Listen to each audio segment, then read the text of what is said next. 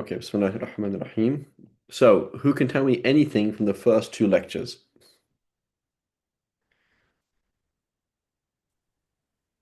That in our study of hadith, we are mostly concerned about the reliability of somebody rather than their own personal beliefs, and that our threshold for authenticity is going to depend on what we're trying to use that hadith for. Okay, great. That's good. Anybody, anything else? So how does that apply to Sira then? Where will our threshold be on Sira and why? Or is this still directed at me? Say it again. Say it again, Hadi. Is it still directed at me, or is that Anybody, open? anybody. Yeah. Okay. So why might we put the bar? Let's, for example, this issue here, right? There's this, excuse me, there is this fortune teller, soothsayer called Shik. Whether he existed or he didn't, and whether this story is true or not, does it change my aqidah? No. Right? Let's imagine, for example, they did exist, but this poem that he said was not true. Right? It's nothing. Does it change? Am I gonna? Does it change? Does it make halal haram or haram halal? Like I'm gonna come and prove that going to a fortune teller is halal because it comes in here, and because a fortune teller proved or foretold the coming of the Prophet sallallahu alaihi wasallam, that makes it good, right? So can I do that? Can I use that logic? Absolutely not. Right. So therefore, I don't really care. You know, I don't really. It's not Hmm. a big deal, right?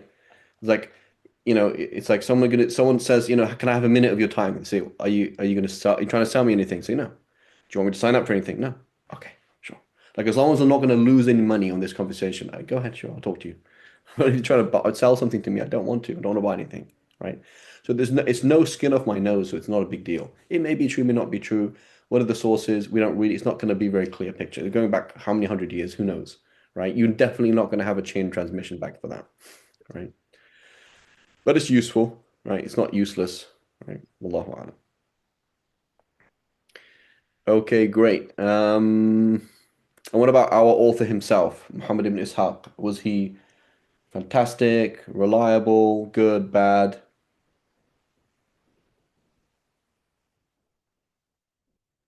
We learned that he had some um, interesting opinions about Qadariya, In his or creed? the Good. concept of What about fate in his what about creed. what about his personal life with some lady? There were some doubts that were raised somewhere along the way, Right, and we saw at least one authority pointing out that some of the personal issues he had were um, were influencing people's opinion right. of his work, perhaps unfairly. Perhaps unfairly, right? So, do you think we have this kind of information about Matthew?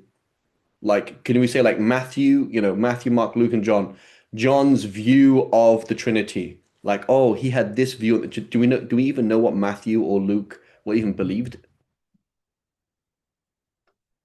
Like, do we have any idea about that? We know their last names, right?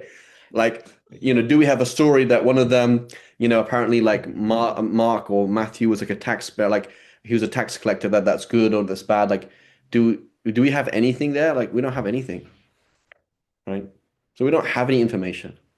So negative information is better than no information because it means I know something about this person, right? Somebody made this point. They said the Prophet ﷺ is the only prophet to exist in the light of history, meaning like we're actually looking at something as opposed to just stories that may or may not be true, right? There's no real way to question a lot of things. We can talk about how high the arches on the Prophet ﷺ's feet were. Whereas you can't tell me when Jesus was born or died or anything, you know. So it's a very different world. Okay, great. But we did say, what did we say though? That we said that we're going to hold Christians, Jews, Buddhists, Muslims to the same standards, right? We said, I'm going to look at this text and I'm going to see is it reliable or not with the same standards. And so when I come along and say the Bible is not true, it's not because it's a Christian book. It's because I'm applying the same system and I'm saying, look, I apply this rules to Islamic history and a lot of it fails the test, right? A lot of it. So I'm willing to question in 90, 70%, 60% of Islamic literature. I'm willing to question it. But I'm also willing to question 100% of your Christian literature because 100% of it does not fulfill the conditions, right? So that's actually an important, fair, academic like way of dealing with things, as opposed to it's true because it's true, right? That's not how it works. Okie dokie, bismillah. So then let's continue. So they talk about this person, Dhul Yazan, right? Who's going to come and take over Yemen. So it says, when Rabi'a ibn Nasr died, the whole kingdom of Yemen fell into the hands of Hassan ibn Tiban As'ad Abu Kirib. And then he says, footnote, well, on the side, Tiban As'ad was the last of the Tubba people, right? We hear this name in the Quran. The son of Kulli Kirib ibn Zayd. Zayd being the first Tubba son of Amr dhul Ard Ar ibn Abraha ذو منار ibn Arish ibn Adi ibn Safi ibn Saba al-Asghar ibn Ka'b Kahf al-Dhulm ibn Zayd ibn Sahl ibn Amr, etc., etc., etc. The tribe going all the way back to the top. My apologies. Skip the page there. Okay, so this is tribe then there. Abd Shams ibn Wa'il ibn Ghawth ibn Qattan ibn Arib ibn Zuhair ibn Ayman ibn Hamisa ibn Aranjaj. The latter is Himyar. So this is, we need to say the kings of Himyar. That's this person, his name is Aranjaj. Ibn Saba al-Akbar ibn Ya'rub ibn Yashjub ibn Qahtan, going back to the beginning of the Arabs in that area. And then he says, it was Tibban al-As'ad Abu Bakr who went into Medina and took away to the Yemen two Jewish rabbis from thence. Okay, so there's two Jewish rabbis who were in Medina. Why were they there? They were waiting for the final prophet. He adorned the sacred temple, the Kaaba, and covered it with cloth.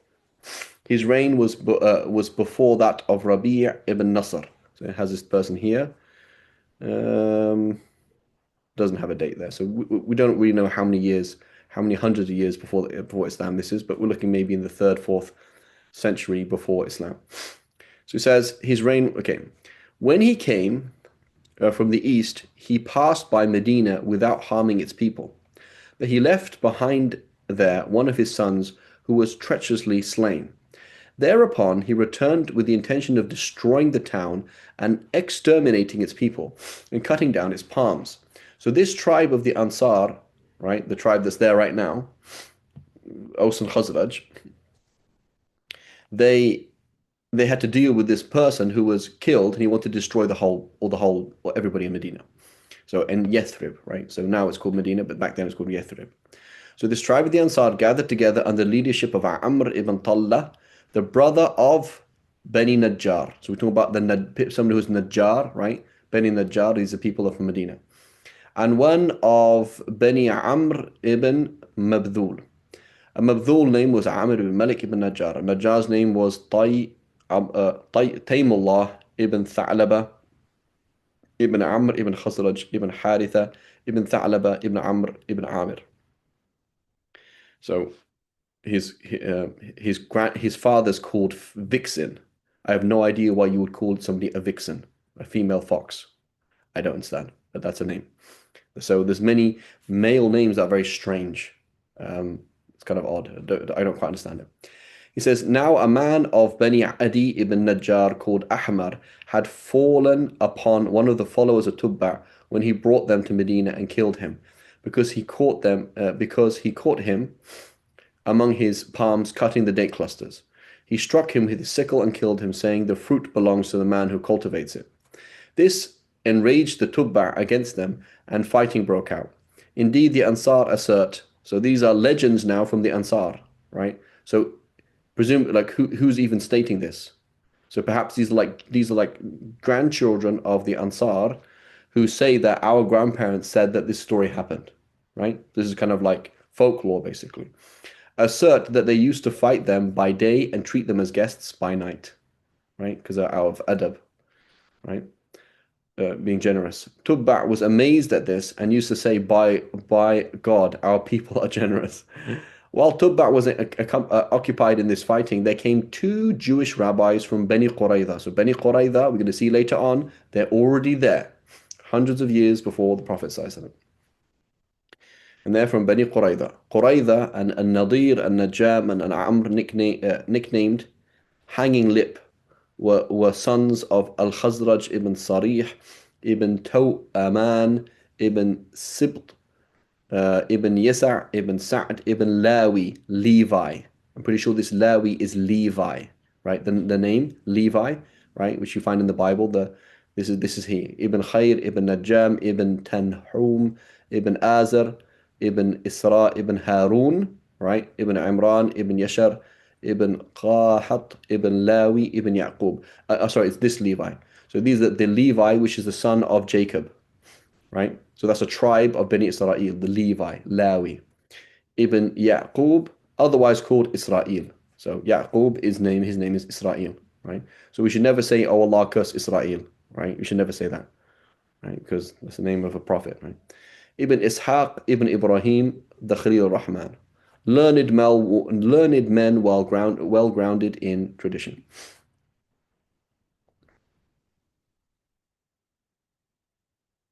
Because the ancestors of the to-be answer are the ones actually being generous?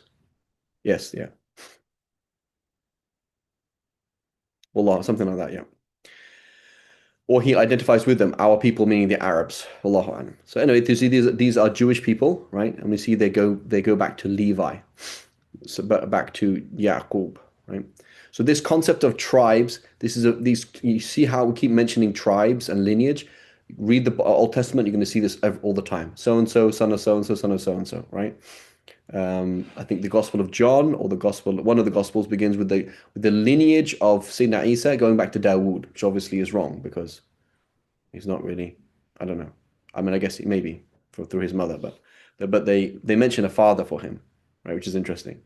It's in one of the Old Testament, one of the New Testaments actually has his lineage goes through a man. He has a father, which is obviously problematic. But the point is, lineage is important. Who is this person, right? So what's the story? They had heard about the king's intention to destroy the town and its people, and they said to him, "O king, do not do it, for if you persist in your intention, something will happen to prevent you." Why? Because we know that a prophet's going to come from these people. So Allah subhanahu wa ta'ala will destroy you in some way. Don't do that. And we fear that you will incur speedy retribution. When the king asked the reason for this, they told him that Yathrib was the place to which a prophet of the Quraysh would migrate in a time to come, and it would be his home and resting place. Seeing that these men had hidden knowledge, the king took their words in good part and gave up his design. So notice, there's this nebulous belief in religions, right? So the mushrik is kind of like that. It's kind of like you're all over the place. Like I worship this idol, that idol, and I take from the Jews and the Christians. So you go to the Kaaba, you're going to see at the time of the Prophet ﷺ, you see inside it all these different idols, and you see pictures of Jesus and Mary painted on the wall, right? Because they kind of take from everybody, right? So then what happened, he says, seeing that these men had hidden knowledge, right? How did he even know that? But they believe in soothsayers and they believe in all sorts of things, right? The king took their words in good part and gave up his design, departed from Medina and embraced the rabbi's religion. So that's how he became Jewish. Okay, so this is how Judaism comes to Yemen. So Khalid ibn Abdul Uzza ibn Ghaziya ibn Amr ibn Auf ibn Ghunm ibn Malik ibn Najjar, boasting of Amr ibn Talha, said, "Has he given up youthful folly or ceased to remember it? Or has he had his fill of pleasure?" Where are we? "Or have you remembered youth? And what a memory of youth and its time you have. It was a young man's war, such as gives him in experience. So ask Imran or Asad, how headlong with the morning star came Abu Karib with his great squadrons clad in long mail of pungent smell. They said, whom shall we make for? Bani Auf or Najjar? Surely Banu Najjar. For we seek revenge for our dead. Then our swordsmen went to meet them, their numbers as the drops of wildly falling rain. Among them Amr ibn Tallah. God prolong his life for the welfare of his people. A chief who is on level with kings, but whoso would vie with him does not know his eminence. So basically he's saying, here's a person's name. By the way, there's some poetry that's ascribed to him. I'm going to mention it. As we mentioned in the beginning, not all of this poetry, excuse me, I skipped here. I'm going to exit because I'm going full page here.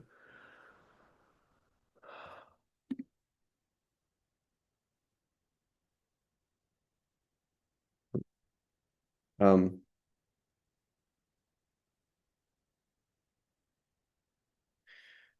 so basically, he's just saying, he's going to mention someone's name and then mention some poetry about this person, right? And as we mentioned, not all of this poetry is attested to.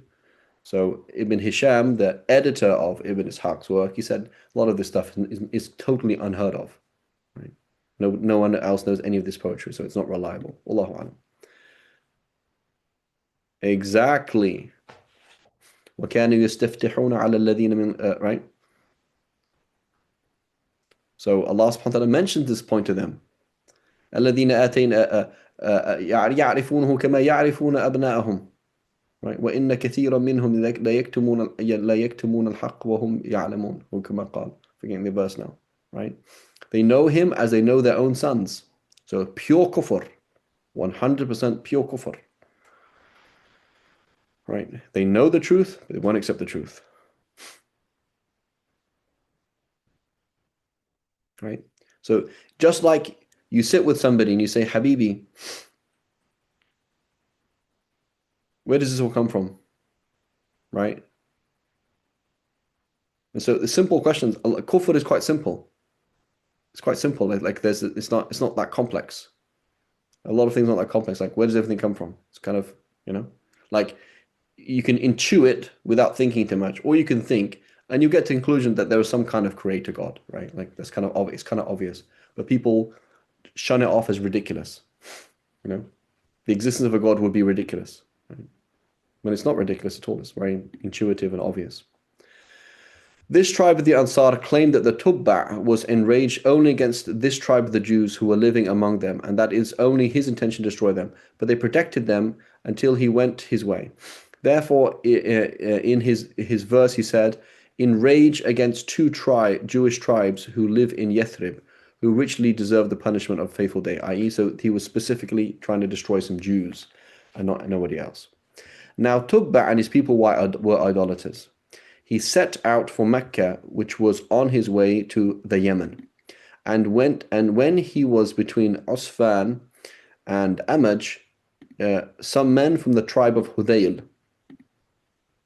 So some men of Hudayl ibn Mudrika ibn Ilyas ibn Mudar ibn Nizar ibn Ma'ad. So these are from Mudrika. This is the lineage of the Prophet ﷺ. But Hudayl is not. So here they are people who are not too distant from the Prophet ﷺ. Came to him saying, O king, may we not lead you to an ancient treasury which former kings have overlooked? It contains pearls, topaz, rubies, gold, and silver. Certainly, he said, and they added that it was a temple in Mecca, which his people worshipped, and and where they prayed. So he didn't know about the Kaaba, but these people showed him to the Kaaba. Come and destroy the Kaaba, come and take the Kaaba. But the real intention of the Hudhalis was to encompass his destruction. They were trying to trick him. For they knew that any king that treated it with disrespect was sure to die, right? Having agreed to that proposal, he sent to the two rabbis and asked their opinion. He told them that they told him that the sole object of the tribe was to destroy him and his army. So they said, come to the Kaaba. They're not trying to have the Kaaba destroyed, they're trying to have him destroyed. And they said, we know of no other temple in the land which God has chosen for himself, said they. And if you do what they suggest, you and all your men will perish. The king asked them what he should do when he got there. They, the two rabbis, told him to do what the people of Mecca did. All right, Millet Ibrahim, follow the way of Ibrahim. Circumambulate the Kaaba, to venerate it and honor it, to shave his head and behave with humility until he had left its precincts. Right? Basically, do Umrah. The king asked why they too should not do likewise. Well, why don't you do that? They replied, that was indeed the temple of their father Abraham, but the idols which the inhabitants had set up around it, right? And the blood which they shed there presented an insurpassable obstacle, i.e., the existence of najasa there, there's filth there, and the existence of idols, right? So the ulama, they disagree. Can we go to a place of idols, right? Many ulama say you cannot do that. You can't go into like a, good what, good wara, or even a church. A church has icons on the wall. You can't go there. If the church has no icons, you can go there, right? But many ulama, it's not agreed, but many ulama, they say you can't do that, right? Exactly. So Hajj and Umrah, the Mushrikeen were already doing Hajj and Umrah from the way of Ibrahim. So the Sayyidina Ibrahim established the Hajj and Umrah, and the people would do Hajj every year. And so we have a book by the student of Sibawayh. Sibawayh is a famous Arabic grammarian. So his student Al-Qutrab, he has a book called Al-Azminati wa Talabi, times and ways of saying Labbaik Allahumma Labbaik. So they've actually recorded them. How did the Jahili tribes used to do it? So what they used to say is Labbaik Allahumma Labbaik. Labbaik la sharika laka labbaik illa sharikan tamlikuhu tamlikuhu wa huwa kada, right? So they used to say, "Oh Allah, we're ever at your service. Oh Allah, ever at your service. Oh Allah, you have no partner except a partner that you're in control of." So they changed things. So every tribe came with their own talbiyah. They basically tweaked things bit by bit. That's how it happened, right? Bit by bit, they tweaked things, changed things slightly. So every tribe we know their talabi, their different ways of saying labbaik Allahumma labbaik. Does that make sense? And there's a book you can even see that is book. There's a book. It's pretty sure it's in English. It's called The Book of Idols by Al-Kalbi. Right, The Book of Idols by Al-Kalbi, and it describes. It's a translation like this. Describes the some, not all, of the pagan practices of poetry and lines of poetry, etc., that preserve things that they used to do, right? Things that used to do in the Jahiliyyah, right? And that's one of the nice things I really like about this book, which is not really found really in Martin Ling's, is we see a lot more of what's going on. There is a huge problem then, right? There's one huge problem that we have. Who's heard of The Mask? The film The Mask, what's his name? Jim Carrey. Jim Carrey. Yeah? You've heard of The Mask? Yes. Right. You've heard of Incredible Hulk? I have an 11-year-old. Yes. Yes, The Incredible Hulk, right? Um, we've heard of Zeus. You've heard of Zeus? Hermes? Yes. Yeah. Today, my kids were watching a thing about animals in India. His name is what is it? The monkey god in India? Hanuman. Hanuman, right? So you go to any tradition, the Anglo-Saxons, either Vikings, Greeks, Romans, Native Indians, anybody who worships any gods, they have a whole load of stories about their gods, right? They have a lore, Lore, about their gods. This happened and that happened, and this is how Odin killed the snow giants, and Loki did this, and what's it called? Thor did that, and they have all these stories, right? Why don't we have any stories about the pagan gods? Like it seems really odd to me. So we have references to their practices, but like if they said, for example, they used to believe that the angels were the daughters of Allah. What were their names? What did they do? What were their stories? Like give me stories. As far as I know, we don't have any of these things. And it's odd, and it's not because it's not preserved. I mean, obviously, we've lost a lot, of course, because why would people didn't put that much effort into preserving the pre-Islamic practices. But it's odd. Maybe it's because it's very recent. Maybe Thor and Odin and Freya and Zeus and Hermes and Hera, these things are really old, right? Maybe these are really, really old. You know, they've been worshipping these gods for thousands of years. There's lots of lore and stories about it. Maybe paganism is quite a new thing, right? It was fairly a new thing to the Arabia. So they didn't have enough time to have all these stories. Allahu A'lam. But it just sounds very odd to me. Right, sounds very odd. Okay, interesting as well, some of these gods are shared actually. Some of these gods. Some of these gods are actually part like Shems, sun god. You know, that's like you have the name Abd Shems, right? So the sun god, that's old, right? But these are not really, these are, you know, but I don't know what we know, for example, about the gods of Yemen. Obviously, ancient Mesopotamia, we have quite a lot of information. But like, say, for example, the Levant, I don't know how much information we have. We have the name Baal, right? They used to worship Baal. That comes up in the Bible, right? But like lore and stories about these things, right? Where are they? I don't know. Allahu A'lam. Hanuman, yeah. Okay. So basically, they didn't go to the place. Why? He says they are unclean polytheists.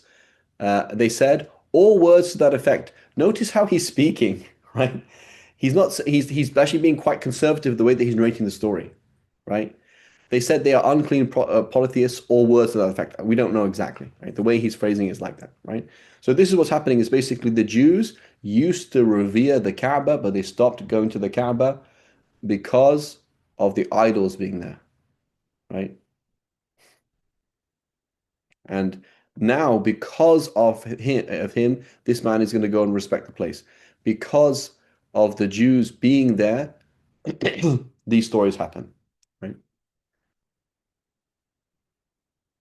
Recognizing the soundness and truth of their words, the king summoned the men from Hudayl and cut their heads off and feet. Well, there we go. Continued his journey to Mecca. He went round the Kaaba, sacrificed, and shaved his head, staying there 6 days, right? I don't know if it's going to say it here, but one interesting thing is, again, how things change, right? So what do you do when you sacrifice? You are not sacrificing the animal to the Kaaba. You are slaughtering a very expensive thing, which is an animal, and giving the meat to the poor. So it is a way of helping people, right? Like the way that you revere the Kaaba is by helping people. Let's fast forward to the Aztec world, okay, of human sacrifice, right? So what happened? Human sacrifice probably came from animal sacrifice. So originally, you need to appease the wrath of the, gods, whatever it is, meaning God, like you have to repent by sacrificing your wealth for the poor, and then eventually it escalates through bid'ah and weird ideas and departing from the truth into human sacrifice, right? Similarly, in the Kaaba, what they were doing is it shifts from it shifts from giving meat to the poor to having blood there, right? So one of the things they used to do is just put anything with blood they would put there. So like the idea of like so now it's like twisted, right? Like blood is filth. So there's blood in front of the Kaaba only accidentally, meaning because the point is you're slaughtering animals to give to the poor, not the point, and the point is not to not to put najasa there. But now it shifts, right? Like these weird sacrifices, people like drink blood, slaughter a goat to the devil and drink its blood, right? This is how things change, right? The deen happens like that, right? Polygamy is therefore people to support other people, right? You are able to support another woman, here support her. Now it's just basically a halal affair, right? See how things change, right? It's like you change the deen, and then things happen in the name of the deen. So now the Prophet ﷺ is speaking to the heirs of Sayyidina Ibrahim in Mecca, and they're saying, we're on the way of Ibrahim. All the weird stuff that we do, this is all from Sayyidina Ibrahim. And he's saying, no, I am the heir. I am the one who's following Abraham. I'm reclaiming it. So the Prophet ﷺ is he's reclaiming the Abrahamic tradition from the mushrikeen. وَمَا كَانَ مِنَ الْمُشْرِكِينَ. Right? He was never of the mushrikeen. You are not on his way. Right? Everything you're doing is crazy. You've made up all these rules, weird rituals and weird practices that have nothing to do with the way of Ibrahim. And the Prophet was also reclaiming the way of Ibrahim from the Jews and the Christians. So he went around the Kaaba, sacrificed, shaved his head, stayed there for 6 days, sacrificing animals with which he distributed to the people and giving them honey to drink. It was revealed in a dream to him in a dream that he should cover the temple. So he covered it with a woven palm branches. So the reason why we have the Kiswa today is because the Jews being there in Medina. The Jews told them this is what's happening. The Jews told them about the Kaaba. Right? A later vision showed him that he must do better than it. So he clothed it in Yemeni cloth. Why Yemeni cloth? Yemen is next to the sea. So Yemen, they're famous for the cloth and a connection to India, nowadays Iran and other places like that, right? A third vision induced him to cloth it with fine striped Yemeni cloth. People say that the Tubba was the first man to cover the temple in this way. People say. That's not a chain transmission, is it? So how true is that? But at least we know. People say that. Allahu Alam. He ordered its Jurhumi guardians, Jurhum, these are people next related to Quraysh, to keep it clean and not allow blood, dead bodies, or menstrual cloths to be near it. Right? So notice they're putting dead bodies there. Notice the shift. The point is go to the Kaaba, slaughter animals, and give it to the poor. And then what? They were shifting things. They were putting blood there, put dead bodies there. Right? So there's a difference between, the Prophet ﷺ said the best Hajj is one where there's pouring of blood and raising of voice, meaning you're saying labbaik Allahumma labbaik takbir, you're saying dhikr and you're slaughtering lots of animals. So now the focus is shifted from feeding the poor key essential protein to filth. So you put dead bodies there. Menstrual cloths, right? See how weird it's become?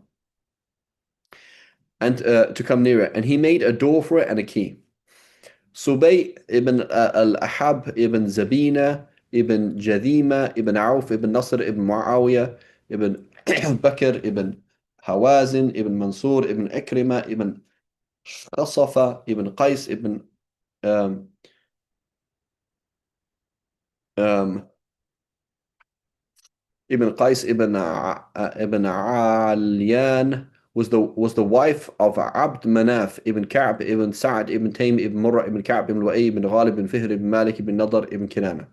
She had by him a son called Khalid, and on impressing on him the sanctity of Mecca and forbidding them to commit grievous sins there, she reminded him of Tubba and his humility towards it and his work there in the following lines. So she said these lines, reminding others, oh, this is what Tubba did. We should not, this is a sacred place. We cannot, we have to be careful of doing bad things here. O my son, oppress neither the mean nor the great in Mecca. Preserve its sanctity and be not led away. He who does evil in Mecca will meet the worst fortune. So in her aqidah, do you think you could do evil somewhere else?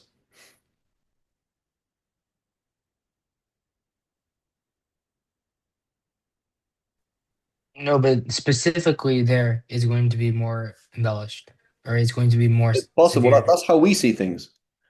But is it possible that she doesn't see things like that? Yeah, Right? according to the text, yeah. Right? So it's a bit like certain Jews who are like, yeah, these people are goyim, right? These people are non-Jews. Yeah, there's no sanctity to them, right? There's no sanctity to them. So it doesn't matter. It's free game. Go ahead, sure. Right? They're halal, right? If they're halal, you can just kill them, do whatever. Like killing non-Jewish children is not actually bad. It's okay. They're halal, right? So you can imagine people live like this, right? Oh, he's black. It's okay. He's not of our race. It's okay. It's not a big deal. That's okay. People live like this. They have a creed like this. So it's quite possible that she was saying Mecca is a sacred place. If you want to commit zina, go somewhere else. It's fine. You can go commit zina, you can go kill people, go fight, but don't do it in Mecca, right? What did the Prophet ﷺ say? He said, on the final Hajj, he said, "What is this place?" They said, "This is the sacred place." "What is this month?" "The sacred month." Right? "What is this day?" "Sacred day." He says, "Similarly, you're sacred." So that wasn't clear to them, right? So things like, for example, class, like it's okay to oppress mean people because they're not important, right? Like they don't count. What is the word in Urdu? Oh, they have in Hindi, right? For the untouchables, what's it called? Achut. Achut, right? It's like it doesn't matter, Mhm. right? Can you abuse those people? It's okay. You don't touch them, but it's like they're not important. It doesn't matter if you're rude to them, right? I think there's another word as well they may use, but these kind of think like this way of thinking, right? That there's sacred places, haram, and there's other places, halal. Where in halal, it's all fine, right? And many people think like this. Many Muslims think like this, right? If I live in a Muslim country, you have to do what is right. As soon as you go to America, go to Las Vegas, do whatever you want, right? There'll be people like that. They kind of go like crazy, right? They don't really connect the dots.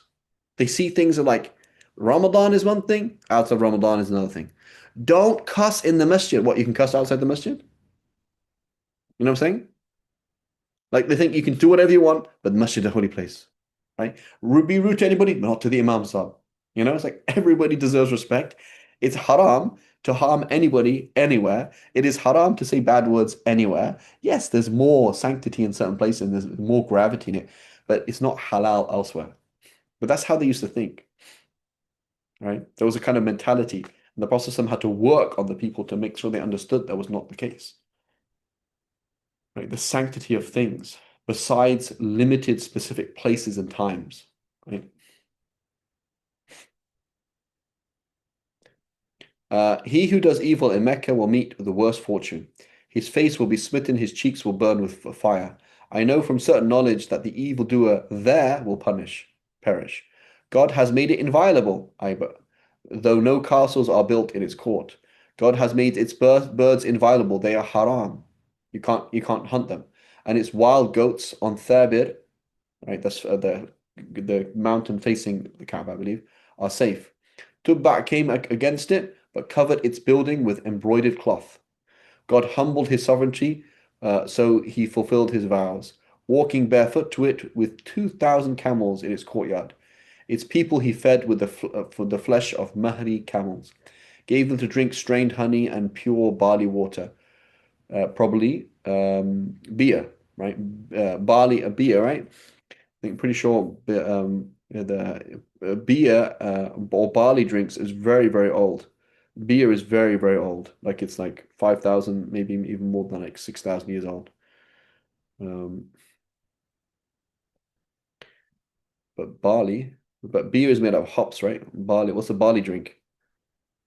Um, so we have to understand that wine is always associated with rituals, right? Alcoholic drink. What is it? Whiskey. Oh, it's called barley wine, right? It's called barley wine. So it's probably barley wine, right? So wine, beer, these things have been deemed sacred, right? There's rituals in every culture, rituals to do with it, right? Why when people drink, say, to your health, right? It's like they're making a prayer, like it is something sacred, right? So that's how they see it. For the Arabs, wine was a very important thing. Like you give it to your guests, right? You buy the best wine, you give it to your guests, right? So we look at it from another point of view. This is post the fact that it's forbidden, right? But when he says barley water, he probably means barley wine, right? And even he mentioned honey, strained honey. It could be honey. It could also be mead, right? Honey alcohol, right? So things that are very expensive and important. God destroyed the army of the elephant. They were pelted with great stones, right? So she mentions that point as well. Um, and God destroyed their kingdom in the farthest lands, both in Persia and Khazar. Hearken therefore when you are told the story and understand the end of such things. Right? Afterwards, he set forth. Um, afterwards he set forth for the Yemen with his army and the two rabbis, And when he reached his own country, he invited his people to adopt his new religion of which religion? Judaism. Right? Judaism, right? But they refused until the matter could be tested by the ordeal of fire which was there. So they had this holy fire that tested things. Abu Malik ibn Tha'lab ibn Abdul Malik al-Quradi told me, so he's a source, that he heard Ibrahim ibn Muhammad ibn Talha ibn Ubaidullah narrate that. So here, our author has a chain that stops here. Here we're going way back, centuries before. So where's the chain transmission between here, Ibrahim ibn Muhammad ibn Talha ibn Ubaidullah and Tubba? We don't have a chain there. Wallahu a'lam. Drew near to the Yemen, and the Himyarites blocked his path, refusing to let him pass because he had abandoned their religion. When he invited them to accept his religion on the ground that it was better than theirs, they proposed the matter should be subject to the ordeal by fire. So forgive my tangents. Monty Python, the Holy Grail? Yes? No? Anybody's of that generation? I know Fahad, definitely. Okay, great. So can you remember the she's a witch? How do you find out if she's a witch if she floats or not? Right, what is it? Burn her. If she burns, that prove is she, is it like she's a witch or whatever it is? Remember that scene?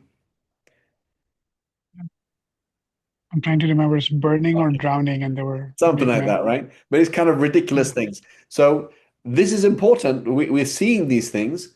Um, you know, um, it's just useful because this is the world that Prophet ﷺ is coming to, right? Prophet ﷺ is talking to these people about Tawheed, and they have lots of weird things that they do, right? So they have their holy fire. So Allahu Alam, what's the thing? So we're going to test it with the fire. When he invited them to accept his religion on the ground that it was better than theirs, they proposed that the matter should be subject to the ordeal by fire. The Yemenites say that a fire used to settle matters in dispute among them by consuming the guilty and letting the innocent go scatheless, right? So again, this could be seriously problematic.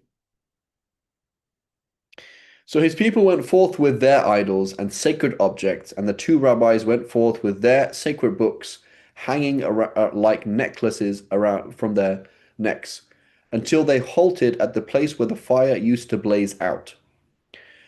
On this occasion, when it came out, the Ammonites withdrew in terror, but their followers encouraged them and urged them to stand fast. So they held their ground until the fire covered them and consumed their idols and sacred objects and the two men who bore them, and the men who bore them. So they were all burnt up.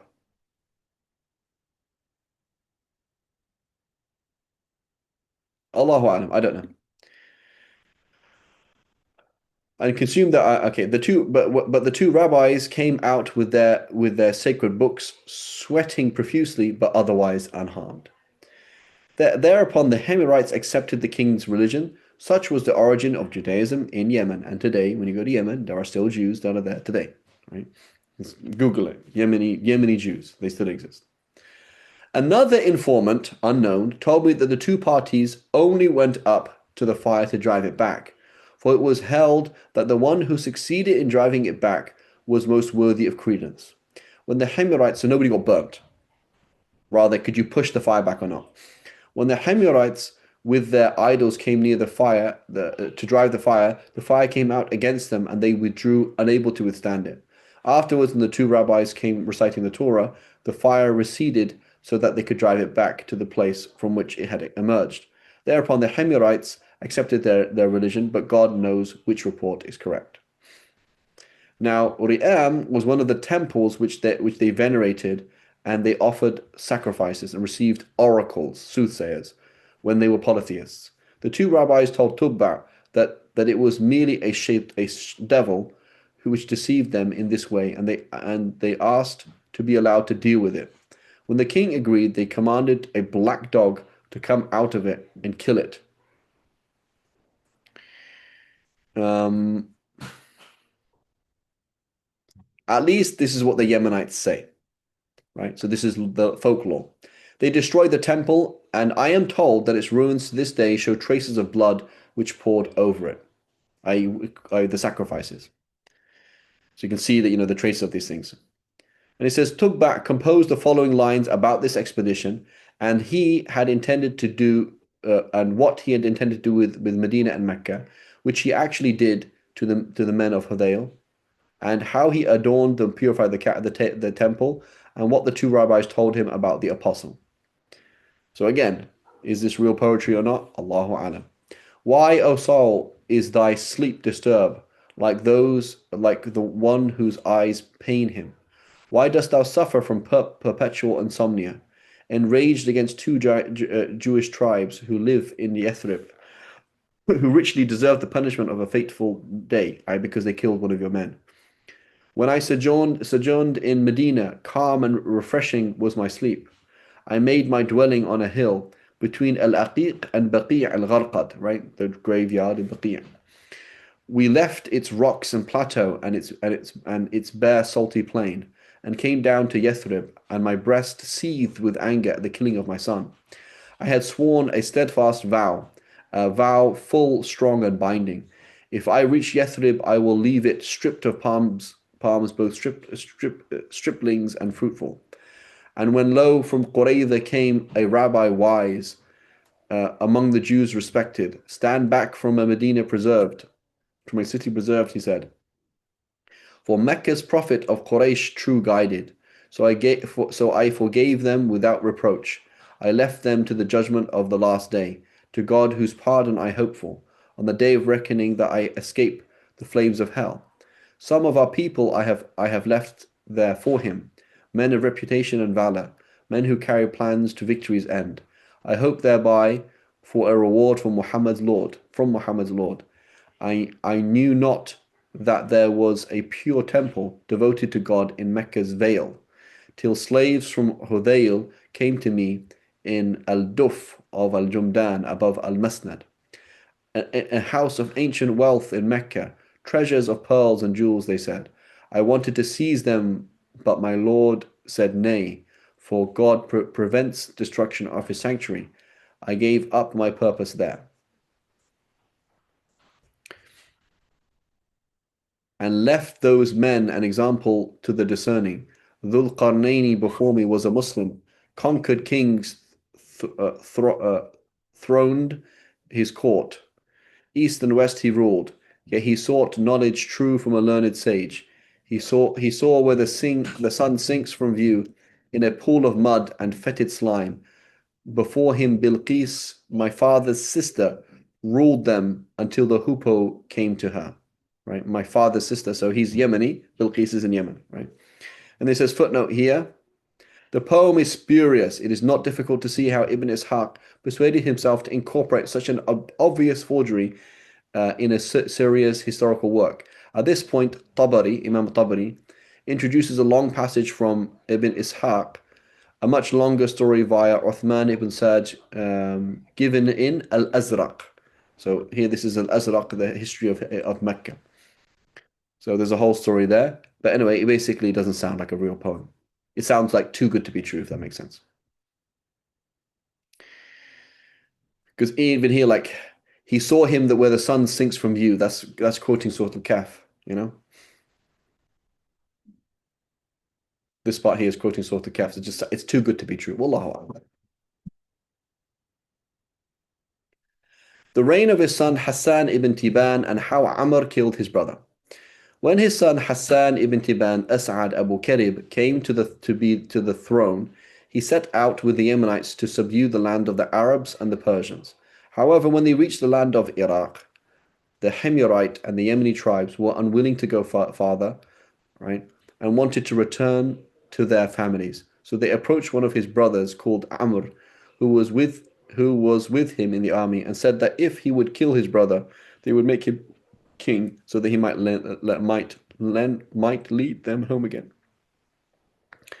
He said that he would do so, and they all agreed to join in the plot against Dhu Ra'ain, the Himyarite. He forbade him to do so, but he would not heed. Huh? But he would not heed. So Dhu Ra'ain wrote the following verses. Oh, 1 second, guys.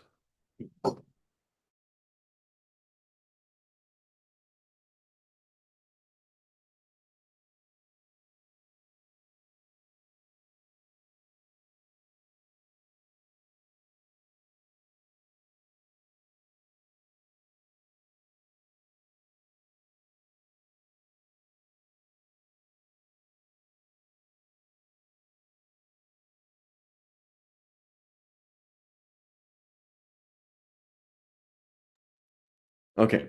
So basically there's this what's it called? Regicide. What's it called? Treachery that's about to happen. So he wasn't able to stop them. So what did Dhul Ra'ayn write the following verses? Oh, who would buy sleeplessness for sleep? Happy is he who passes the night in peace. Though Himyar have been treacherous, God will hold Dhul Ra'ayn blameless. He sealed the document and brought it to Amr, saying, keep this with you for me. And he did so. Then Amr killed his brother Hassan and returned to Yemen with his men. So they gave up on the thing. One of the Himyarites was moved to say, in former generations, what eyes have seen, the like of Hassan, who has been slain. The princes slew him lest they should be kept at war. On the morrow they said, it is naught. Your, your dead was the best of us. Your living one is Lord over us, while all of you are lords. Don't quite understand all of that, but anyway, the point is, yeah. So then the words lab, lababi mean no matter, no matter in the Himyarite language. So we have to understand that in Arabia, there's also dialects, and some of these dialects get very, very different. So allegedly in the Himyarite dialect, oh, the number one is Himyari is a language anyway, right? That's their own language. But then there's dialects of Arabic that are like that. So that it's noted that the Arabs of Himyar, in the ancient tongue, they used to say am instead of al. So there's a version of the hadith that says, Laysa min am birri, am siyam fim safar. Right? It's not good to fast while traveling. Laysa min am birri instead of al birri. Right? So, some of these dialects are very different. And then there's other languages. So just on a tangent, right? Um, uh, Arabic is like a sister language of Aramaic and Hebrew. They are both what's it called? Eastern, Northern Semitic, whereas Sabian and other Yemeni languages, these are a different group. So that Semitic language you can break into two or three categories, but normally two. The Eastern and the Western. The Eastern, this is um, Babylonian, ancient Babylon, right? The Assyrians, right? That's one group, and then the other group of Semitic languages that are the Eastern ones. Sorry, Western. Western is then Northern, Levantine. So the Aramaic, Hebrew, Arabic, Ugaritic. There's another one as well. These are very similar.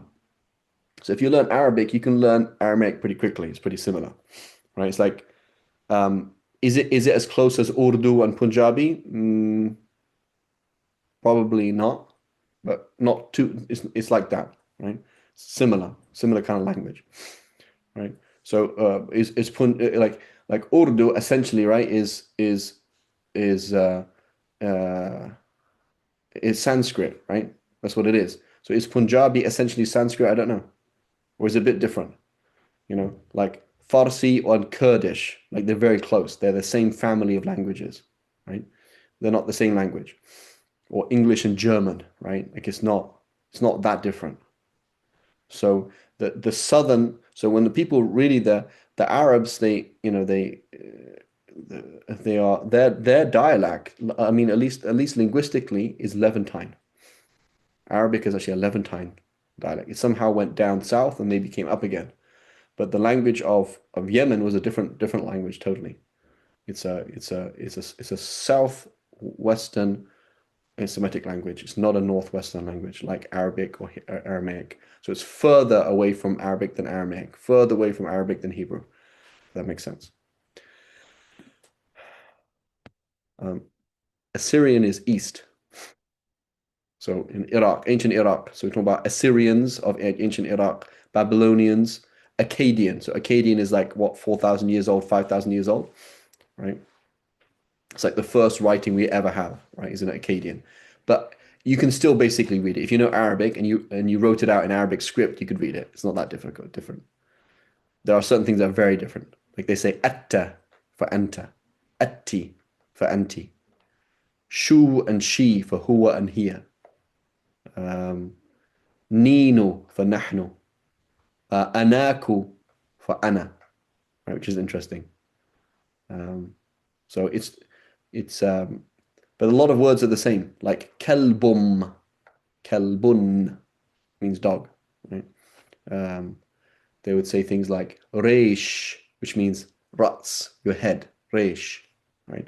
It's not too difficult. If you've got an Arab who was quite educated, he wrote out, his Epic of Gilgamesh or something like that in Akkadian or Babylonian, we could get some good words, right? It's probably easier for him to understand the Epic of Gilgamesh than for us to understand what's it called? Than us to understand um, what's it called? What's that Anglo-Saxon poem? Beowulf, right? If has anybody read Beowulf? Like try and read Beowulf in like Anglo-Saxon. You're like, there's like one word that will make any sense to you. It was like the word elf, which means 11. It's like somewhat close, right? But it's like really different. Like it's really hard to read, like Anglo-Saxon, right? Um, yeah, so it's like so Old English is not like we can't read it, right? Middle English is like Chaucer, right? Chaucer's like, what is that? That's crazy. That's Middle English. Like Old English, like we don't understand that, right? So what I'm trying to say is, Arabic is very close to their other languages. It's quite easy to read Hebrew, Aramaic, or even Akkadian, even if it's on the other side. So he says here, lababi, lababi means no matter in the Himyari dialect. Okay. So now the story of somebody going to try and kill his brother. But again, all of this is lore, Lore. Is it true? Is it not? Allahu A'lam. Khair. Inshallah, we'll stop here. Inshallah, we'll continue next week. Is everyone excited to find out what's going to happen? Right? Stories are important, right? This is how people live life. They said that Aisha radiallahu anha, you ask her about any lineage, she'd be like so and so, son of so and so, son of so and so, son of so and so. She could sit and talk about this forever with us. Right? Ibn Abbas as well. One day he'll talk about this stuff. One day he'll talk about Arabic. One day talk about fiqh. One day talk about tafsir. So this is for them was ilm, law, Lore. It's part of their knowledge, right? It's not pointless. It's not fact, but it's not pointless, right? Even the Prophet said about his own lineage. He said, up to this point, it's known. Up to that point, no. Right? Like the lineage is not clear after that point.